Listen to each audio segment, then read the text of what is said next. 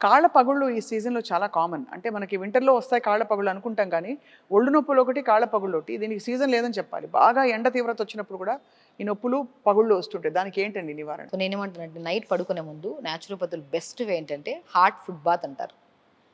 బకెట్‌లో గోరువెచ్చని నీళ్ళు తీసుకొని, కొద్దిగా కోకోనట్ ఆయిల్ ఏసుకొని, కాలు పెట్టుకోండి 10 నిమిషాలు. అవును. మీరు చెప్పారు గతంలో కూడా. అవును. సో 10 నిమిషాల తర్వాత కాళ్ళు తీసేసి, మంచిగా కాళ్ళకి, మంచిగా మన అరికాళ్ళకి పాయింట్ టు పాయింట్ స్టిమ్యులేట్ చేసుకోండి నర్వ్స్‌ని. స్టిమ్యులేట్ చేసి మళ్ళీ ఒక 2-3 డ్రాప్స్ కోకోనట్ ఆయిల్ అప్లై చేసుకొని పడుకోండి. చాలామంది యూజ్ చేయని లోషన్స్ లేవు, యూజ్ చేయని క్రీమ్స్ లేవు. అరికాళ్ళ పగుళ్ళకి, దాళ్ళకి. అవన్నీ నేనేమంటానంటే తినే ఫుడ్ కరెక్ట్‌గా ఉండి, ప్రాపర్ వాటర్ తాగి, నైట్ పడుకుంటున్నప్పుడు పగలంతా అలిసిపోతామా?